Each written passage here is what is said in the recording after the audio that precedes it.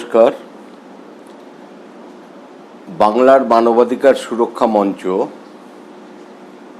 তার জন্ম থেকে প্রতিদিন প্রতি বছর নির্যাতন বিরোধী কাজ করে আসছে, যাতে নির্যাতন আমাদের সমাজ থেকে দূরীভূত হয় তার জন্য ক্ষুদ্র প্রচেষ্টা মাসুমের। প্রতি বছর ২৬শে জুন আন্তর্জাতিক নির্যাতন বিরোধী দিবস উপলক্ষে আমরা রাস্তায় মানুষের কাছে যাই, মানুষকে নিয়েই আমরা এই নির্যাতন বিরোধী কর্মসূচি পালন করি। কিন্তু এবার ২০২০ সালে এক বিশেষ পরিস্থিতি ভারতে বা সারা বিশ্বে এসে যাওয়ায় আমরা বাধ্য হচ্ছি এবারের কর্মসূচি আমরা ঘর থেকেই পালন করব, কিন্তু আরও বেশি মানুষের কাছে আমরা পৌঁছতে চাইব। এবং সেই প্রচেষ্টার অঙ্গ হিসেবে আমরা এবছর যেটা চেষ্টা করছি যে নির্যাতন, পুলিশের হাতে নির্যাতন, রাষ্ট্রের হাতে নির্যাতন, এর বিভিন্ন দিক, আঙ্গিক, নানান বৈশিষ্ট্য নির্যাতনের মধ্যে আছে। আমরা সেই দিকগুলোকে তুলে ধরার চেষ্টা করব। এই বিষয়ে মাসুমের বিভিন্ন যে ভাতৃপ্রতিম সংগঠন, বন্ধু, শুভাকাঙ্ক্ষী, যাদের সঙ্গে মাসুম যুক্ত হয়ে নানান কাজকর্ম করে, সেই তাদেরকে আমরা আহ্বান জানিয়েছি। তাদের মধ্যে কয়েকজন বন্ধুকে আমরা পেয়েছি যারা এই ২৬শে জুন নির্যাতন বিরোধী দিবসটাকে আমরা এটিকে পালন করতে চাইছি একটি সপ্তাহ হিসাবে, নির্যাতন বিরোধী সপ্তাহ। এই সপ্তাহ পালনে আমরা তাদেরকে পেয়েছি। প্রাথমিকভাবে বলে নেওয়া দরকার যে আমরা ভারতের একটি সংগঠন, নির্যাতনের সবথেকে খারাপ ফল আমরা দেখতে পাই নির্যাতনের ফলে যখন মানুষ মারা যান। আমরা দেখতে পাচ্ছি যে ভারতে প্রতিদিন কমপক্ষে ৫ জন মানুষ পুলিশ হেফাজতে, বিচার বিভাগীয় হেফাজতে তারা মারা যাচ্ছেন। এবং এই ব্যাপারে রাষ্ট্র, বিচার বিভাগ, অন্যান্য যে সমস্ত আধিকারিকরা দায়িত্বে আছেন তারা এ ব্যাপারে সতর্ক বা সক্রিয় নন। তারা তাদের মতন দায়সারাভাবে এই কাজগুলিকে প্রত্যক্ষ এবং পরোক্ষভাবে সমর্থন করে যাচ্ছেন। এ ব্যাপারে লোকসভা তারা আইন পাশ করলেও ক্রিমিনাল প্রসিডিওর কোডে তার ব্যবস্থা আনলেও সেগুলি এখানে পালন করা হয় না ভারতে, বিশেষ করে পশ্চিমবাংলায়। আমরা দেখতে পাচ্ছি সারা ভারতে প্রায় ১৫,০০০-এর ওপর পুলিশ থানা আছে। এছাড়াও বিভিন্ন ধরনের শতাধিক পুলিশ আছে, সে সিআরপি হোক, বিএসএফ হোক, রেলওয়ে পুলিশ হোক, অন্যান্য যত রকমের police, special branch, CID, CBI, এরা যে আমাদের মানুষের কষ্টার্জিত আয়ের যেটা কর, সেই কর দানের মধ্যে দিয়ে তাদের মাহিনা হয়, তাদের সংসার প্রতিপালন করেন, কিন্তু জনগণের প্রতি তাদের দায়িত্বটা আমরা অধিকাংশ ক্ষেত্রে দেখতে পাচ্ছি যে এই অভিযোগগুলো আসছে যে তারা এই কাজগুলোকে করছেন না। এরপরে যে বিষয়টাকে আমি রাখতে চাইছি সেটা হচ্ছে আমাদের দেশে আইন যেমন লোকসভা বিধানসভায় পাশ হয় যেগুলি, সেগুলি আইন, কিন্তু ইউএনও দপ্তরে, রাষ্ট্রসংঘের দপ্তরে যে আইন পাশ হয় সেগুলিও কিন্তু আমাদের দেশের আইন। একটি আইন আমরা এখানে উল্লেখ করতে চাই যে ইউএনওতে একটি সনদ পাশ হয়েছে যেটা ইউএন ক্যাট বলা হয়, সেটি 1984 সালে পাশ হয় এবং 1945 সালের জেনিভা চুক্তি অনুযায়ী এই আইন আমাদের দেশেও প্রযোজ্য হওয়া উচিত। কিন্তু ভারত সরকার রাষ্ট্রসংঘে বারংবার প্রতিশ্রুতি দিচ্ছেন যে এই আইনটাকে তারা এই দেশে লাগু করবেন, কিন্তু আরো অনেক মিথ্যা কথার মতন আমাদের ভারত সরকার, ভারত রাষ্ট্র আমাদের এই দেশে আইনটিকে পালন করছেন না, চুক্তিটিকে র্যাটিফাই করছেন না। এটা ভারতবর্ষের জনগণকে ভারতের জনগণের হাত থেকে এক ধরনের ক্ষমতাটাকে বেআইনিভাবে কেড়ে রাখার বন্দোবস্ত করছে ভারত রাষ্ট্র। আমি এই নির্যাতন নিয়ে যদি বলতে চাই তাহলে অপর যে বিষয়টি আসে সেটা হচ্ছে নির্যাতন একটি অপরাধ। নির্যাতনের ফলে যে মানুষ ক্ষতিগ্রস্ত হচ্ছেন তা সেই মানুষটি চাইবেন যে সে ন্যায় বিচার পান। ন্যায় বিচারটি পাওয়া যাচ্ছে না, অর্থাৎ রবীন্দ্রনাথের ভাষায় নিঃশাস্তিকরণ এখানে আছে। এটাই হচ্ছে সিস্টেম, এটা হচ্ছে প্রথা। আমাদের দেশে অপরাধী পুলিশ বা উর্দিধারী মানুষদের সাজা হওয়ার সংখ্যাটা প্রায় কম। দুর্ভাগ্যবশত নির্যাতিত মানুষকে তার প্রকৃত চিকিৎসা করা, কি কারণে তার শরীরে ক্ষত হয়েছে সেইটা লেখা আমাদের ডাক্তারবাবুরা করেন না। এটা হচ্ছে আমাদের আরেকটি সমস্যার জায়গা। আমাদের দেশে আরেকটি সমস্যার জায়গা, দুর্ভাগ্যজনকভাবে আমাদের দেশের বিচার বিভাগ যারা বিচার করছেন তারা পুলিশের এই অপরাধগুলিকে তারা যতটা সম্ভব এড়িয়ে চলতে চান। অর্থাৎ বিচার বিভাগ নিরপেক্ষ এবং ন্যায় বিচার করছেন এটা বহু ক্ষেত্রেই দেখা যাচ্ছে না যখন পুলিশি নির্যাতনের কেস বিচারালয়ের কাছে রাখা হচ্ছে।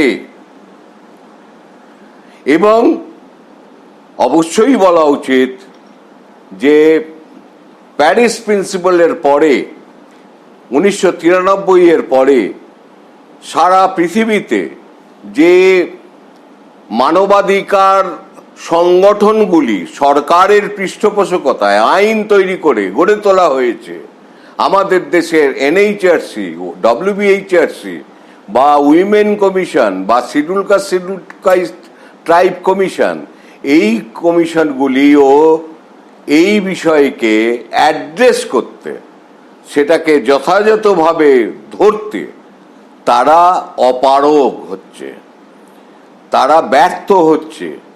তার ফলে আমাদের দেশে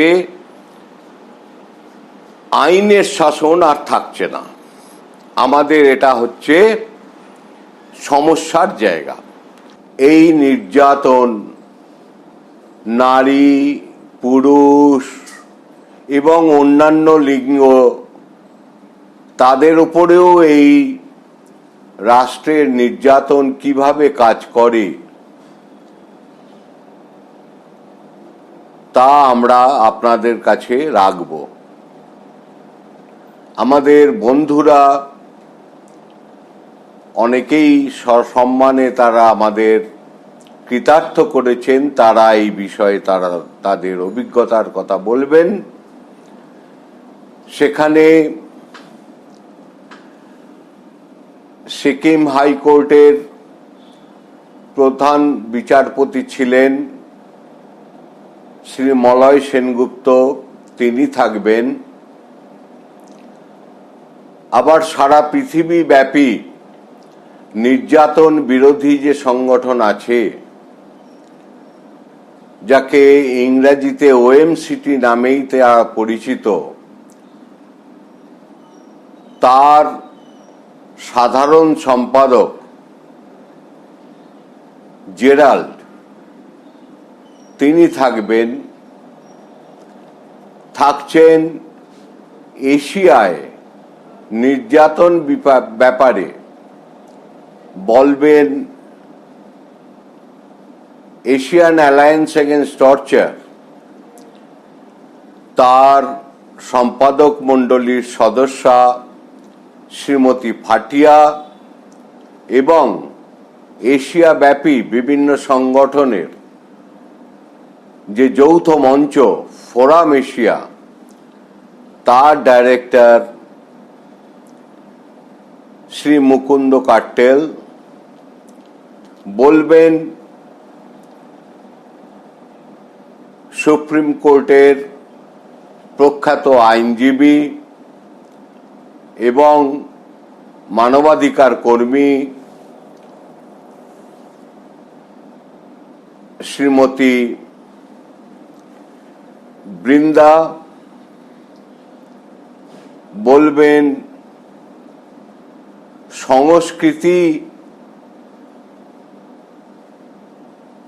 এক কথায় নির্যাতনের সংস্কৃতি, তার চরিত্র কিরূপ তা বলবেন পশ্চিমবাংলার দীর্ঘকালের মানবাধিকার কর্মী অধ্যাপক শুভেন্দু দাশগুপ্ত। এছাড়াও তৃতীয় লিঙ্গ মানুষ, তাদের ওপর রাষ্ট্রের নির্যাতন কিরূপ সে ব্যাপারে আলোচনা করবেন সেভিও পিন্টো। নির্যাতিত মানুষ হিসেবে আপনাদের কাছে তার অভিজ্ঞতা ব্যক্ত করবেন মুর্শিদাবাদের শ্রী আজিমুদ্দিন সরকার। ভারতবর্ষের বুকে নির্যাতন, রাষ্ট্রের নির্যাতন বলতেই সামনে যে এলাকার নাম প্রথমে ভেসে আসে তা হলো কাশ্মীর। কাশ্মীরের গবেষক এবং JKCCS এর হয়ে তিনি যে গবেষণার কাজ করেছেন সে ব্যাপারে বলবেন শ্রীমতী সাজিয়া আহাদ।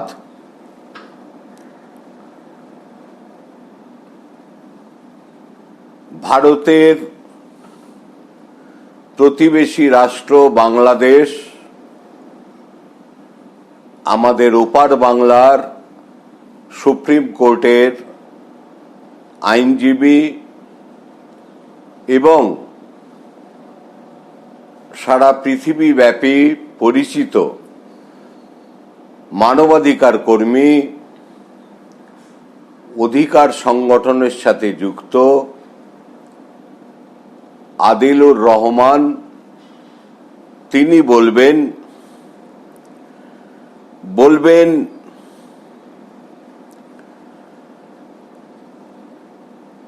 পাকিস্তান থেকে শ্রী সাজাদ আহমেদ, যিনি বাইটস ফর অল সংগঠনের প্রধান। পাকিস্তানে হিংসার রাজনীতি, তার চরিত্র তুলে ধরবেন। আমাদের সাথে আরো যুক্ত থাকছেন মনোসমাজকর্মী শ্রী মোহিত রণদীপ। মোহিত মূলত নির্যাতিত মানুষের মানসিক অবস্থা কিরূপ হয়, যা আমরা চোখে দেখতে পাই না, সেটি তিনি আপনাদের কাছে তুলে ধরবেন।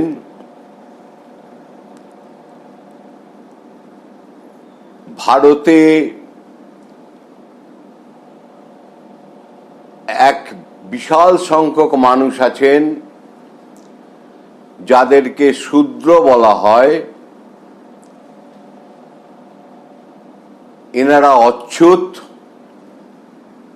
বৃহত্তর হিন্দু সমাজের কাছে। মুসলমান সমাজেও এই দলিত সম্প্রদায় আছে।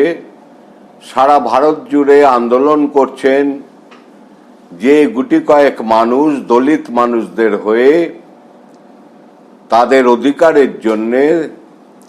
তার মধ্যে অন্যতম নাম হচ্ছেন মার্টিন ম্যাকওয়েন।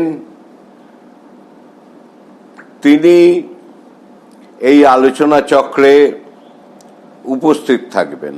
হিন্দু মুসলিম নির্বিশেষে ভারতীয় সমাজে নারীরা দীর্ঘদিন ধরেই সামাজিকভাবে নির্যাতনের শিকার। রাষ্ট্রীয় আধিকারিকদের খাতেও তারা নির্যাতিত হন।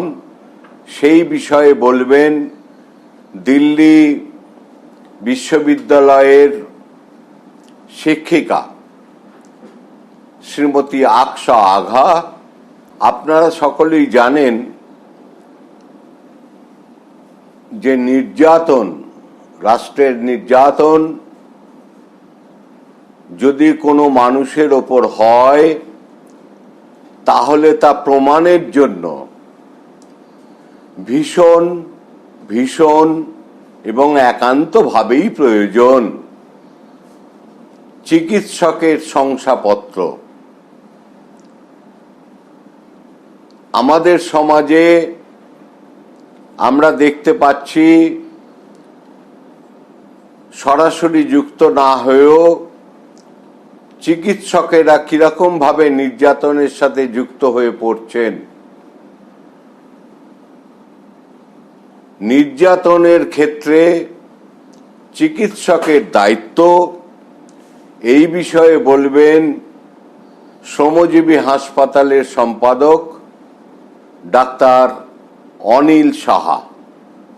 26শে জুন আন্তর্জাতিক নির্যাতন বিরোধী দিবস। আমাদের এক সপ্তাহ কাল এই বিষয়ে আলোচনা চক্র।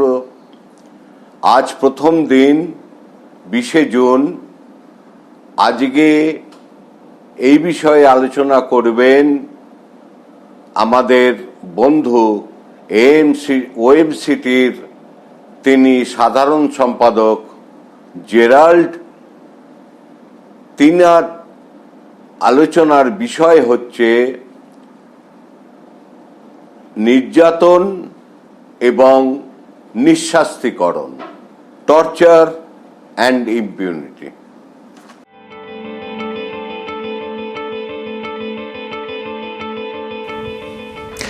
It's my pleasure and honor to address you on behalf of the World Organization Against Torture, OMCT, on this week which carries the United Nations Day for the Victims of Torture.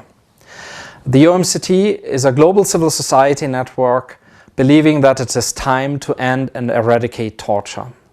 and to do so as part of a global network of organizations around the world, including our member organization of the SOS Torture Network, MASUM Watch. It's a real privilege to address you on this June 26, and I want to start by saying what makes June 26 and what makes this June 26 probably a little bit different from previous ones. Well, I think June 26 is a rather crude reminder to all of us that torture still exists. Why do we need a United Nations Day for the victims of torture if torture is outlawed like slavery, like hardly any other norm under international law? And yet it is still a reality in so many of our societies. So June 26 is an important day because it reminds us on the reality that torture is still there. But it also reminds us that torture is unacceptable. Torture is an inflicted institutional cruelty on individuals. Sometimes when we speak about torture, it sounds very abstract, but it is about victims. It is about suffering. Those of you who have watched the video on the killing of George Floyd in the United States might have the feeling, this is cruel, this is inhuman. We can't even watch this for 8 minutes and 46 seconds. This is what torture is if you give a face to torture.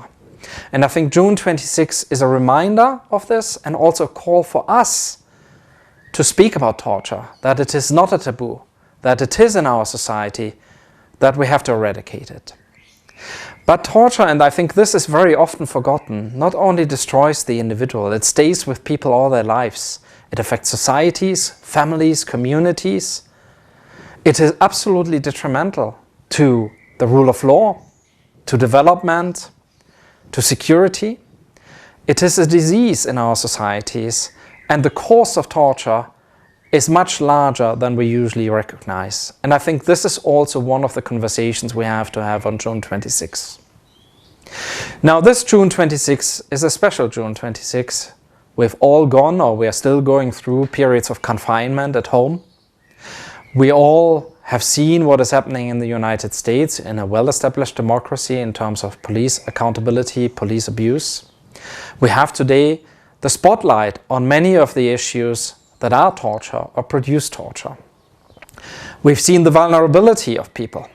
We all may feel vulnerable, but we've seen again and again, and this is in line with research we've done over the years, those who fall victim to torture are often the most vulnerable, the poor, the excluded, the minorities. And India is no exclusion in this. I think it is clear if you speak about judicial remand in Asia, it means for many people torture, but not for all. It means torture the same way. I think June 26 this year is also interesting because we have seen some of the deeper systemic challenges when we talk about the prevention of torture. Detention, the spreading of COVID across detention, and detention centers becoming some of the hotspots in countries for spreading COVID back to the society and as a public health issue. All this has shown us failed punishment policies over the years, massive overcrowding, neglect, complacency. Torture happens very often in custody, and this is an issue we have to address. Why do we punish people to teach them the law and then we send them sometimes to the most lawless places you can imagine? I think we have to challenge this now that we are going slowly out of COVID. We have seen police violence across the globe. We have seen the confinement rules, the movement restriction often imposed by fear and terror rather than by the law. And I think this tells us the overriding challenge of creating accountable policing, police services as opposed to police forces, police services that represent minorities, that understand sensitivity, that de-escalate rather than escalate. So in many ways, what we have seen on June 26 this year should give us, in a way, a warning post about things that are wrong in our society. But they should also give us hope, because the spotlight has been on some of those issues, and it is now important for us to address those. And this brings me to another part of my talk today to you. The torture, I always say, is man-made. But that also means you can eradicate it. It's not rocket science. We know what it takes to eradicate. If there's political will, you can create an effective prevention of torture. But any preventive mechanism, like visiting places of detention, like strong national human rights institution, like strong civil society, has to be matched by accountability. If you don't have a red line in law enforcement not to cross, you will not change the institutional cultures. You will not empower the good forces in policing to come forward. And this is one of the challenges we have ahead of us. The legal framework against torture is strong in India, but the reality is that torture is present. Torture is present in particular when we speak about the other, me and the other, me and the criminal, me and the terrorist, me and the separatist, me and the poor, me and the Dalit, me and so forth. I think the key to responding to torture is to overcoming this dividing. And I think this has to be part of our approaches in law enforcement, but also challenging legal systems to actually be protective as they should be. There's a framework to address torture, an international framework, a universal framework, and some of the jurists in India, like Justice Bhagwati, have greatly contributed to building this protective framework internationally, which is included in the United Nations Convention Against Torture. India has signed the United Nations Convention Against Torture 20 years ago. It has announced at multiple occasions over the last 3-4 years that within a short period of delay it will finally ratify the Convention Against Torture. I think this June 26 is also a reminder that this has to happen now. Why does it have to happen? Yes, it would do a favor to an international fight against torture to have the last missing grand democracy joining this fight. But above all, because it would give guidance to law enforcement to the type of reforms that are needed in your country. And it would give an entitlement that people can claim in domestic courts to be protected from torture. So my call on June 26 is about protecting and honoring the victims. My call on June 26 this year is about looking at the systemic failures in our systems, our prison system that acts in our security, our law enforcement that acts in our security, our courts that act in the name of our justice. This has to become our cause. And I think it is also a call to ensure that India finally joins the United Nations Convention Against Torture for India and for the world. We need a strong India that protects minorities, that protects against abuse, that is committed to fight abuses against those vulnerable, including minorities. And I mentioned specifically here also that internationally caste discrimination is seen as one form of racial discrimination that needs to be addressed. And we need a strong India internationally to set a symbol and to fight back for our values, for human dignity, for fairness, for justice. I'm very pleased about the work that MASUM Watch is doing in India. I think it sends a light in darkness, and I'm very proud to be associated with you. And I wish you courage, and I send you solidarity for your fight on your struggle that is so important. Thank you. এতক্ষণ আপনারা শুনলেন নির্যাতন কি এবং আন্তর্জাতিক ভূমিকা কি আছে, কি আইন আছে, সেই বিষয়ে জেরাল্ড বিস্তৃত বলে দিলেন। এইবার আসুন আমরা শুনি রাষ্ট্রের হাতে, পুলিশের হাতে মিথ্যা মামলায় নির্যাতনের শিকার এই মানুষের জবানবন্দি, নির্যাতিতের জবানবন্দি। আমাদের সামনে উপস্থিত হচ্ছেন আজিমউদ্দিন সরকার, মুর্শিদাবাদ জেলায় বাসিন্দা।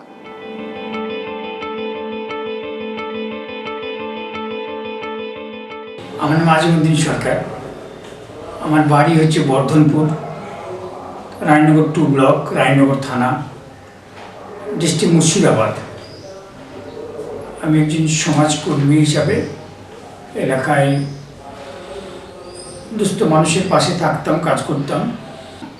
আমাদের এলাকা হচ্ছে সীমান্ত এলাকা, রায়নগর এলাকার থেকে আপনার যে বর্ডার সীমান্ত সে এলাকাতে সর্বদাই বলি পুলিশ এবং বিএসএফের অত্যাচারটা খুব বেশি। সেই সমস্ত অত্যাচারের ঘটনা নিয়ে আমার মধ্যে একটা নাড়া দেয় এবং আমি সেই ঘটনাতে মানে মানুষকে সহযোগিতা করার জন্য এগিয়ে যাই। 2009 সালে ওই এলাকার বাথানপাড়াতে একটা ঘটনা ঘটে। সেখানে একটা লোকসভা নির্বাচন হওয়ার পরে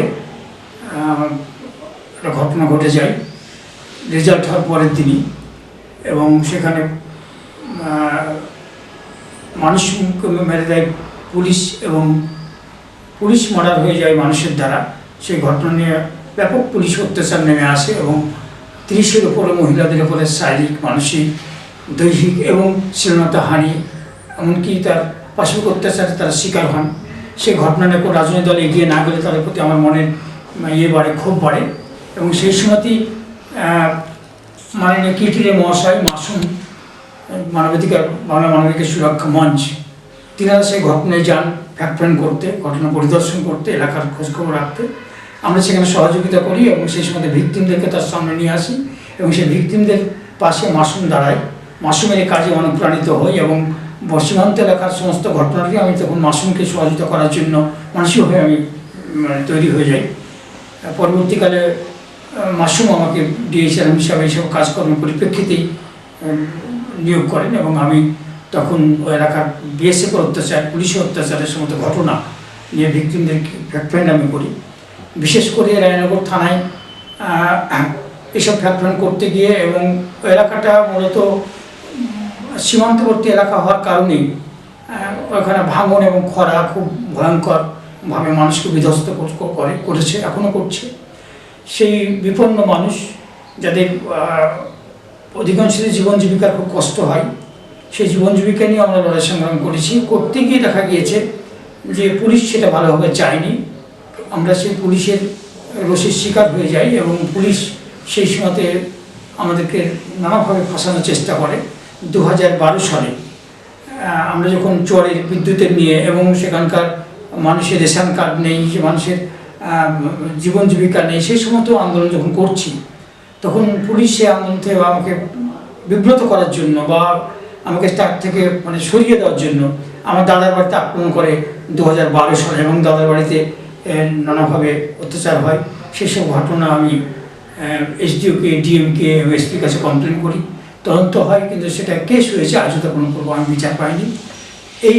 তারপরে পুলিশ এর বিরুদ্ধে অভিযোগ করার জন্য পুলিশ 2013 সালে 24শে মে আমার বাড়িতে রাত্রি প্রায় 11টার দিকে 8-10 জন পুলিশ সশস্ত্রভাবে আমার বাড়ির উপরে হামলা করে, আমার বাড়ির উপরে গিয়ে অত্যাচার করে, আমার ছেলে মেয়েকে অত্যাচার করে, মেয়েদের উপরে বেজ্জিতি করে, বাড়িঘর ভাঙচুর করে।